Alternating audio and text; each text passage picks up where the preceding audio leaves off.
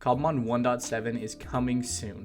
And one of the best things about this update is that they've made it way easier to change your shiny rate and get shiny Pokemon in the game. So in today's video, I'm going to show you how you can easily change your shiny rate in Cobblemon and give you a few other tips for shiny hunting.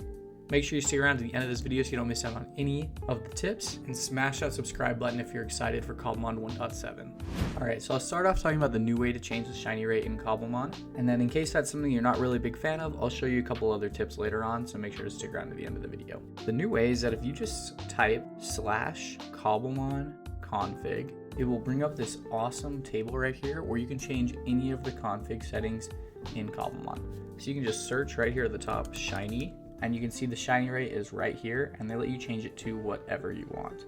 So I would recommend, if you're playing in your game, don't just set this to 10 or something. I think that would make it a little bit lame. But something that I do think could be worthwhile is to change it to a rate that's more common in some of the newer games. For example, the shiny rate in Scarlet and Violet is 1 in 4,096. Or you could create some sort of challenge in your game that when you catch all 151 Pokemon or complete the entire Cobblemon Pokedex, you give yourself the shiny charm and lower it to 1,365 like Scarlet and Violet. Or you could set some arbitrary number for Cobblemon since it's a little easier to find shiny Pokemon, like 1 in 2,500. The nice thing that I really like about this is the Cobblemon developers have given you much more control to where you can set this shiny rate however you want. So you can create unique storylines in your personal game to get the most out of it. Now, some people say this is cheating. I don't really think it's cheating considering it's a single player world, so there aren't any rules. You're not competing against anyone. The goal is just to have fun, and the developers have provided easy access for you to do that if you want. Now, if you don't have commands enabled, you can still do the same thing the old-fashioned way. You just go to your mod loader, click on open folder, or just open your normal mod folder wherever you have it saved. Then click on config, then click on Cobblemon, and click on main.json. Now you can just command or control F this, depending on whether you're on a Windows or Mac, and just search shiny here.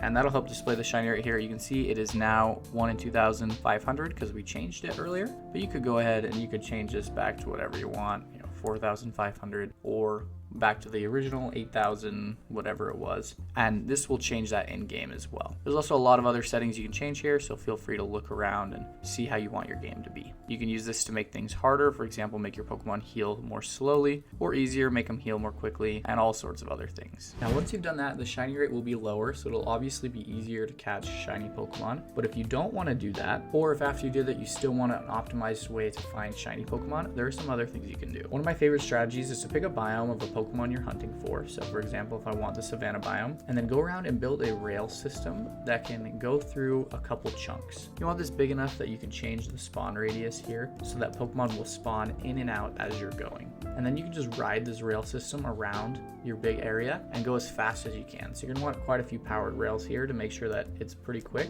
And then I don't have the mini-map installed on the snapshot right now, but you wanna make sure you have a mini-map here, and you can just look up there, see if a shiny Pokemon spawns in. And as soon as they do, hop off the cart and go and catch them. And this is an easy way to cycle through spawns really quickly to help you find that shiny Pokemon you're looking for.